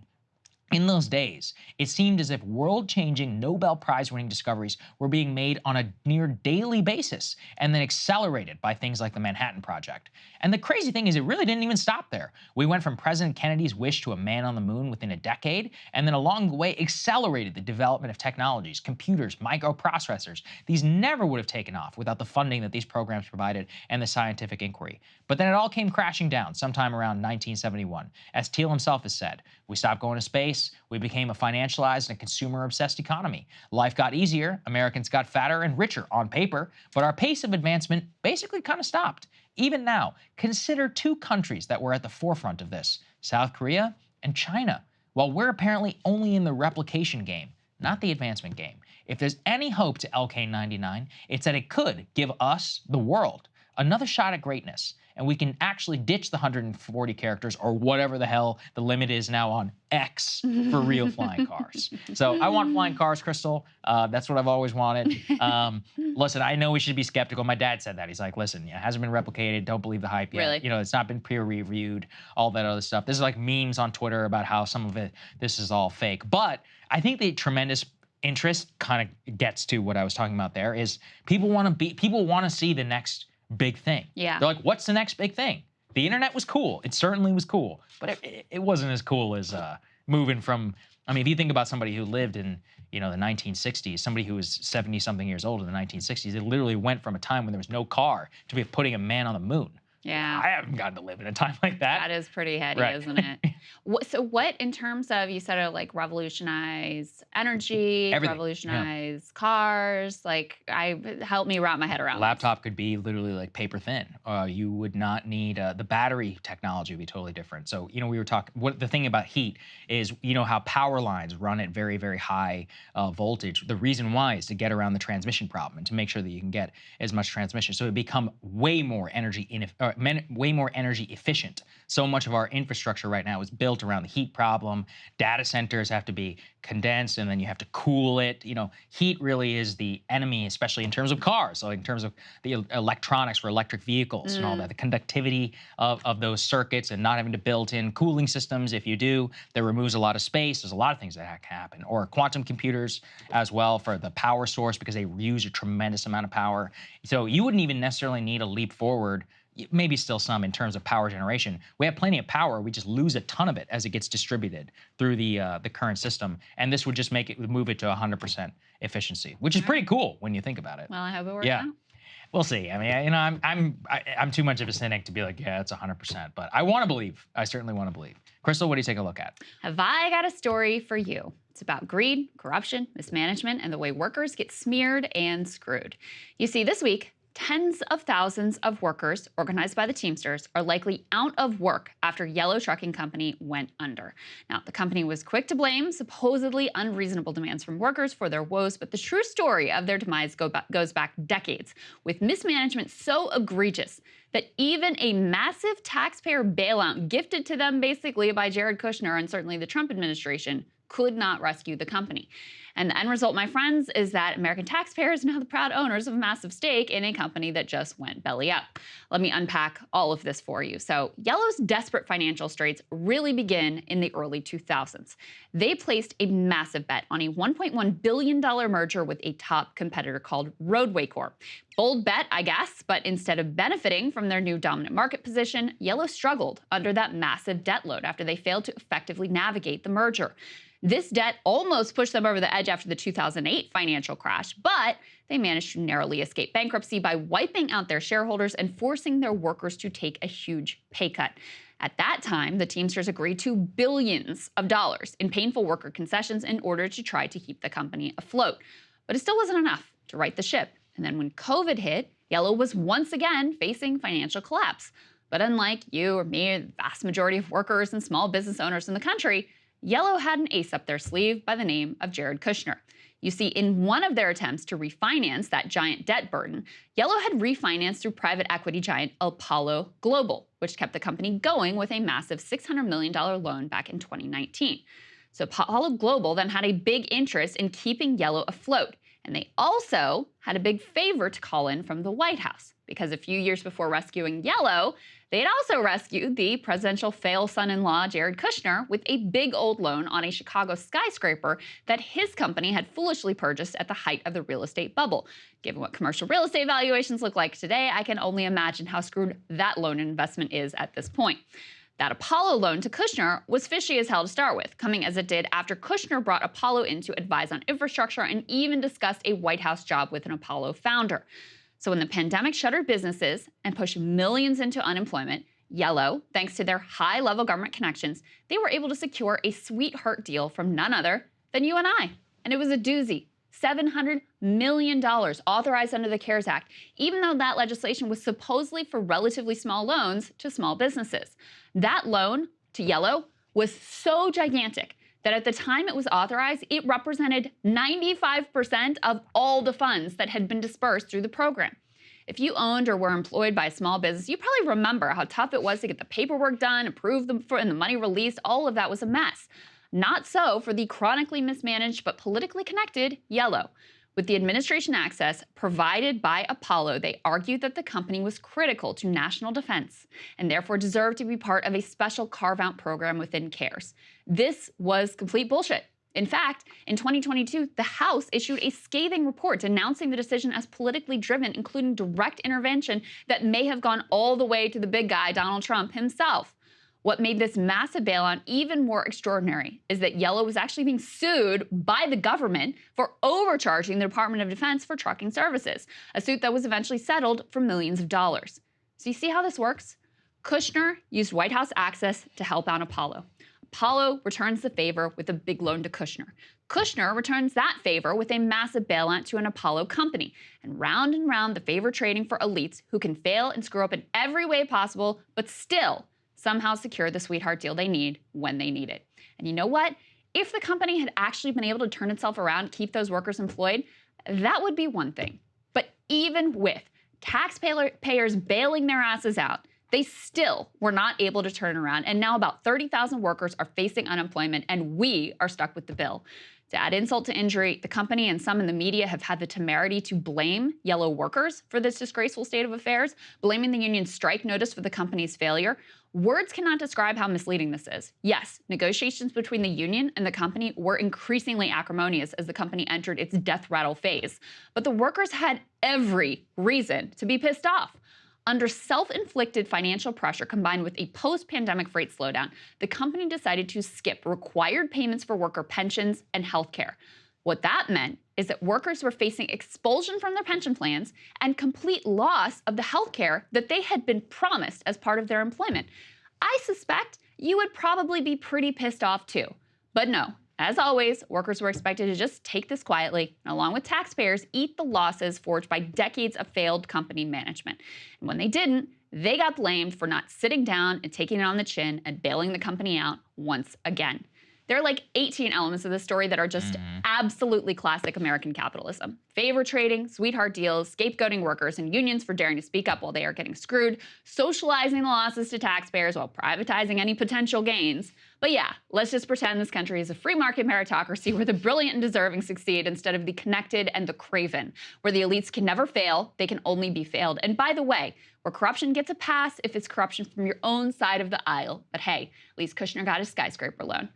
This one was really, when I started reading into the details, I was like, wow, this goes back. And I can't believe there wasn't actually more coverage of this loan at the time. It's actually astonishing to me. So at first, it's crazy that we didn't even know about this really until it happened. And then second, the fact that it was a massive hit to a lot of union workers. And then, you know, I remember, I think you said it when we were first talking about, like, how does a trucking company go bust in 2023? These guys are printing money. What's happening here? So, and then you got $700 million from the government? Right. Based on personal, and you still failed in the most historic profitability of trucking companies, like, of all time? That takes special skill. Right, There's something else. But yeah, it's the workers' fault. Yeah. Definitely the workers' fault for all of that. I mean, and again, this company has been at the edge of bankruptcy multiple times before. The first time it was basically the workers that bailed them out because they took, back in 2008 after the financial crash, they were like, all right, we will take a 15% pay cut, and they took like a 70% reduction in their pension contributions. I mean, they really took it on the chin then. And so now you turn around and they were stripping their health care from all, I mean, it's just a ridiculous situation. And the other thing I'll say about this is there's been a lot of coverage of like this or that smaller entity that got, you know, this or that pandemic loan and it wasn't used for what it was or whatever. So I don't know how this one got missed because it is such a massive amount of money. And because Republicans and Democrats on this House subcommittee that did the report said this never should have happened. This was wildly inappropriate. It was always insane to claim that yellow trucking was essential to our national defense. And it just was all about political corruption. Well, yeah. Classic story here. Yep, indeed. All right, guys, we have a great panel joining us to debate the latest Trump indictment, so let's get right to it. So very excited to be joined by two gentlemen to make the case for and against these latest Trump indictments. We've got Ben Weingarten. He is a senior contributor to The Federalist, and we also have Bradley Moss rejoining us on the show. He is a national security lawyer. Super grateful to both of you for joining us this morning. Good to see you guys. Absolutely happy to be here. All right, so let's just start by sort of laying out our positions here. Brad, explain to us your thoughts on these latest set of Trump indictments.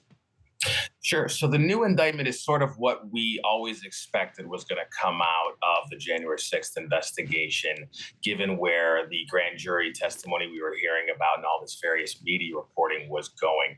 Quite simply, it's a very clear-cut and direct indictment. It doesn't get into issues about insurrection, doesn't get into issues about seditious conspiracy tied to the Oath Keepers, way too attenuated into First Amendment issues. All it does is just very simply the idea of Donald Trump was told by everyone in the government, told by everyone in the White House, told by his own campaign advisors, told by his own personal lawyers, you lost the election.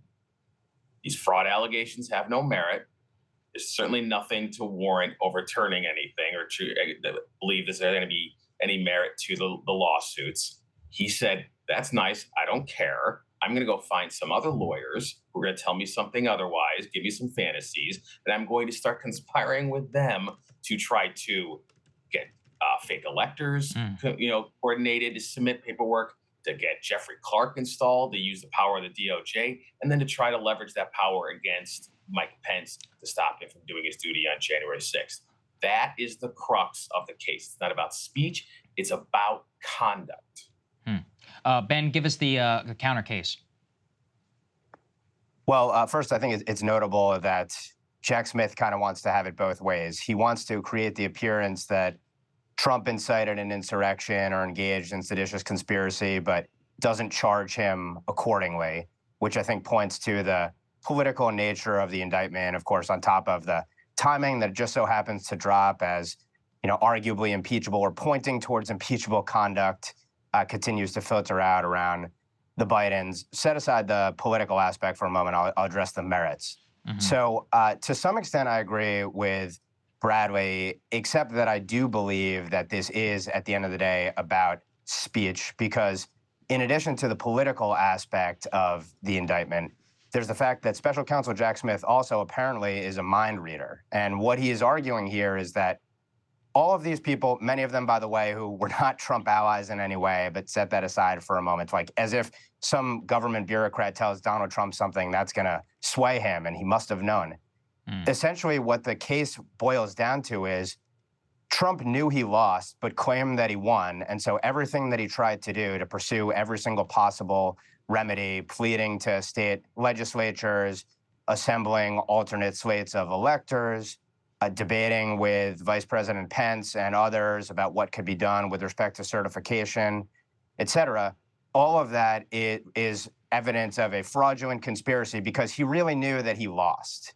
And so Jack Smith is going to have to prove that he can get inside Donald Trump's mind, know what he truly believed in his heart, that all the advisors around him conspired to defraud the American people, and that there was this malign intent associated with it as well. And I think it's very telling, by the way, that in addition to the case boiling down to Trump knew he lost, but claimed he won, and then everything that he did after that was fraudulent, there's also the aspect of the fact that Jack Smith had to twist and contort these statutes to try and fit the case, shoehorn these charges that have really never been applied in any sort of analogous situation, a couple of them being, first, this invocation of this charge, which is usually used for law enforcement abuses or hate crimes, for example, which I think is attempted in part to smear President Trump, but which really has no relevance to this idea of depriving people of their right to vote somehow. And then this obstruction of an official proceeding charge, which had never been applied previously to political protests, but then was applied for the first time in a novel way with respect to the Jan 6 protests. This is a Sarbanes-Oxley / Enron-driven law, and it's probably going to come before the Supreme Court whether or not that could even be applied to protests, but it's not as if Jack Smith is even necessarily drawing a direct line to Donald Trump led these protests, incited them, led a riot, et cetera. So from my vantage point, this is trying to fit statutes to meet what are in effect thought crimes, even if the idea is they're fraudulent actions, because the actions are made fraudulent by the fact that Donald Trump really knew he lost but claimed he won anyway.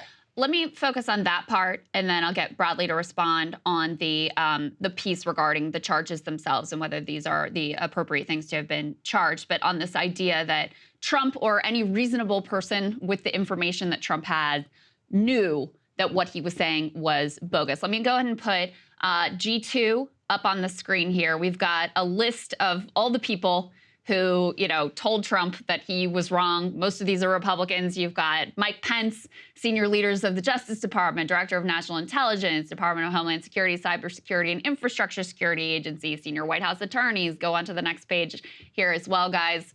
Got an additional list here, senior staffers on the re-election campaign, state legislators and officials, state and federal courts. And in addition, actually put the next piece up on the screen as well.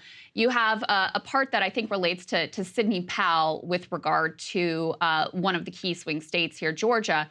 They say in the indictment that on November 25th, co-conspirator 3, which everyone thinks is Sidney Powell, filed a lawsuit against the governor of Georgia, falsely alleging massive election fraud accomplished through the voting machine company's election software and hardware. Before the lawsuit was even filed, Trump retweeted a post promoting it.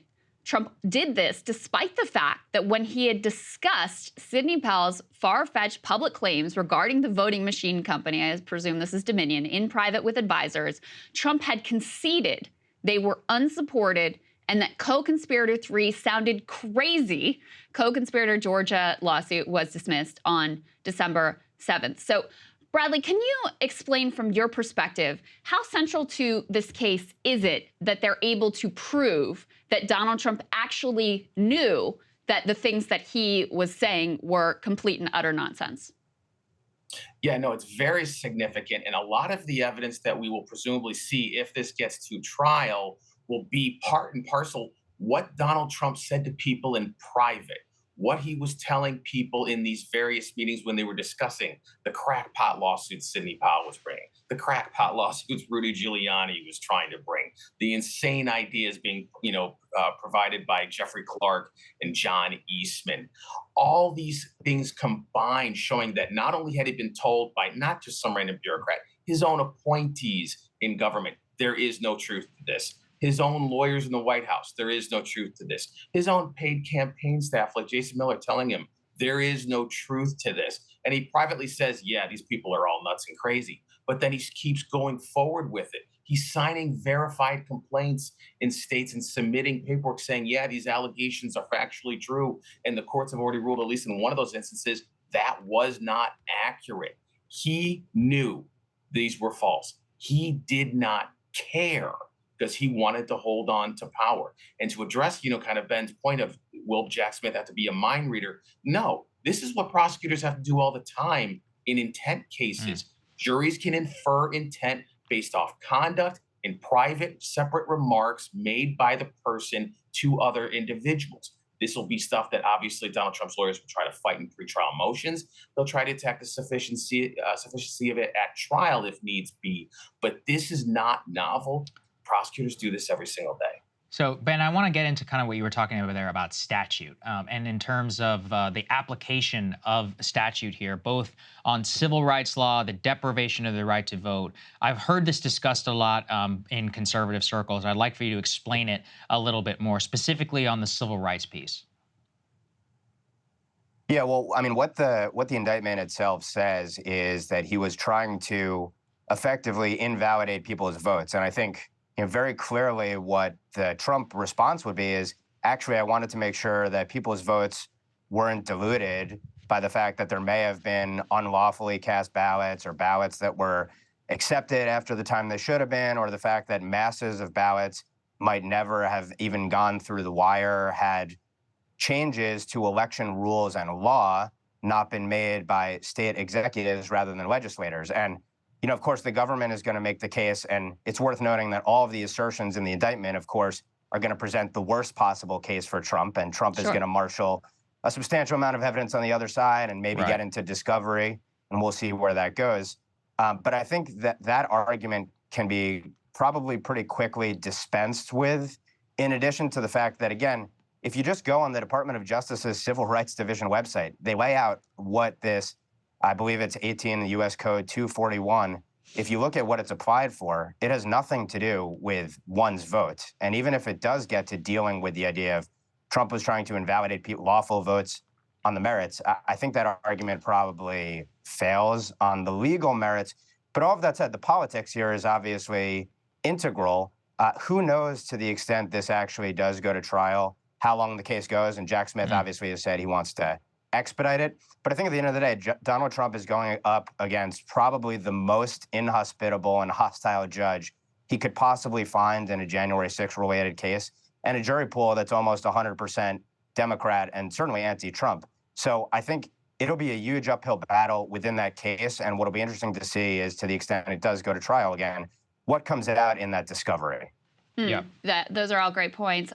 Bradley, can you respond to this piece that Ben has raised about the specific charges, not only the civil rights charge, but the appropriateness that you see to, the charges that have been laid out in the indictment, and also talk to us a little bit about how some of them have been used against other January 6th defendants as well. Sure. To go to Ben's point about the civil rights statute, it's been used in recent years against anyone who's tried to dilute or try to deprive someone else of having their lawful ballot being counted. So in the context of Donald Trump, where they're going with this is the efforts to have ballots thrown out in Detroit, the efforts to have ballots thrown out in Philadelphia and Atlanta. The idea is that it's not just saying we want to make sure this was done properly. You could have speech along those lines, that's fine. But it's that he was told, again, by his own government, by his own lawyers, there is no merit to these claims that the ballots weren't properly cast, or there was fraudulent ballots thrown into boxes, or Rudy Giuliani's, crackpot ideas about the two workers in Atlanta. He was told there's no merit to this, and he's still pushing the Georgia Secretary of State, saying, I need to get 11,000 votes to dilute the votes of those who were lawfully cast. And I'm sorry that it hurts his feelings, but he lost in Georgia. They didn't vote for him. That's the reality. And it goes to the whole point, with these other charges, conspiracy to defraud, that's been brought up throughout the January 6th stuff. And every time it's come up on appeal, it's been upheld in terms of the government's invocation of it. Conspiracy to defraud or conspiracy to obstruct official proceedings. I'm sorry, it applies to this concept. It applies to these efforts, not just January 6th rioters, but to Donald Trump. You tried to stop the lawful certification of the Electoral College votes. End of discussion. You did it. It's done. I don't know that it's end of discussion on the obstruction of an official proceeding aspect of it, because again, I think you would concede this has never been applied before in this sort of instance until January 6th. We've never had this applied before in terms of other protests or riots outside a proceeding or that disrupted a proceeding. And not every appeals court judge, when this did go to a higher court, did agree with that assertion. And there's a reason why there's an application right now, at least one or two, for the Supreme Court to hear this argument. So I don't think that we have the final word on the obstruction of an official proceeding. But to your point about all of these different individuals, experts, authorities telling Donald Trump one thing and he zagged where they zigged. I mean, first of all, that's pretty common in the Donald Trump White House. Second of all, if you're talking about a president and you're charging a president, and this is for conduct when he was a president, and yes, we are, of course, in the middle of an election where his successor and chief opponent, his DOJ, is the one bringing this case. The bar has to be really high and really clear-cut. Now, Brad, you're making the case it is really clear-cut here. But what I would say is these are political questions at the end of the day. They have not been dealt with typically in a court of law. And in fact, the political system and the legal system did check Donald Trump during 2020. So why is this indictment being dropped now when, to some extent, this was already dealt with in an impeachment proceeding where he was acquitted in the Senate? Well, I think the thing speaks for itself, it being in the middle of an election. And I think there are many political aims to this. One of them is I think the left and Democrats believe that making Republicans, have to grapple with January 6th or quote unquote election denialism is going to be a winning political argument. I think another aspect is though. The politics of it, I want to kind of put aside because the piece that you guys are really experts on that we want your analysis on is the legal piece of this. And Ben, one of the things I'm curious for you about is, number one, what do you think is the most difficult piece of this indictment for Trump, the evidence that's proffered here that looks the worst? And number two, if you think that there was no there and these offenses really weren't chargeable and these weren't the right charges, et cetera, where would be the line? Like, what would Trump have had to have done for you to say, nah, he crossed the line, this was actually criminal, he should be charged, there should be accountability? Well, I think on the second point, and I'll have to think through a specific to it, but it has to be incredibly clear that someone actually had intent. They knew they had proven data in front of them, and it was clear beyond any reasonable doubt whatsoever. And obviously, you're going to have jurors who are going to have to make this call. Sure. That what was being done was obviously an intent to pull the wool over people's eyes. Setting aside, that there were millions of people who had questions about an unprecedented election with unprecedented rule and law changes. Well, they had questions because of what Trump was saying, but go on. Well, I think on the merits, questions are not proof. Questions are not proof.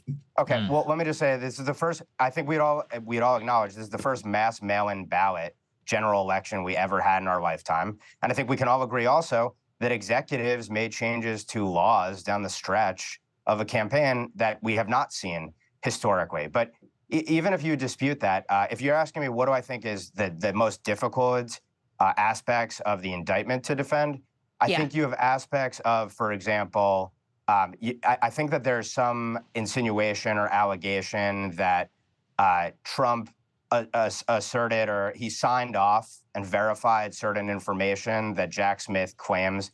And I think this might have been, I don't know if this was respect to certification or with respect to electors. He signed off on the fact that something was true as he understood it. But at the time, there was knowledge or there was indication in correspondence that he knew it was not true.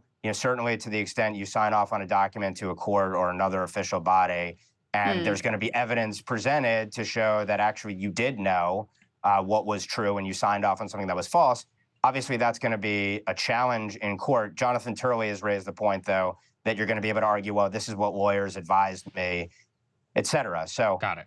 Lawyers are obviously going to be able to craft great arguments on both sides, but I would point to that as probably one aspect that would be a challenge. And Brad, a similar sort of in reverse question for you. If you were advising Trump, if you were his lawyer, stepped up to the plate, what sort of a defense would you try to mount? What do you think is his strongest argument to try to combat these charges?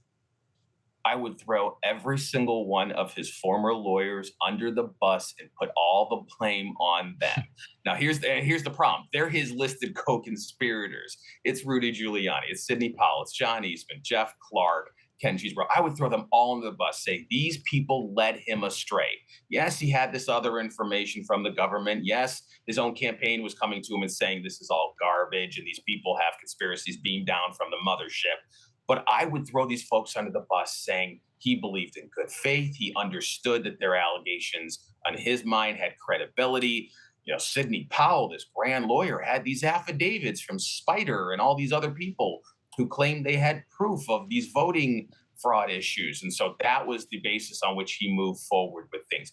I would chuck every single one of these people under the bus in a desperate attempt to save the client. It won't work. You can't conspire with your lawyer to commit a new crime, but that's what I would try to do in some bid to basically push off blame, which is what every good head of a criminal enterprise does. You blame it on the lawyers first. Interesting. Gentlemen, really appreciate both of you taking the time. I hope you'll come back and join us again as this case unfolds. Thank you so much. Thank you, guys. Appreciate it. Have a good one. Thank you. Yeah, it's our pleasure. All right, we'll see you guys later. We appreciate it. Thanks to all the premium members who've been signing up, encouraging and building a space where we can have that. That conversation on TV would have devolved into a complete nightmare. Nobody actually would have been able to talk. That's actually moments when I appreciate our show most, is I'm learning from both of you. I'm like, oh, that's an interesting point. I'm like, we're taking notes here and writing it down. So I hope that you guys get also as much as we do out of the show. We appreciate everybody who helps support our work from our premium members at breakingpoints.com. Otherwise, we'll see you all next week.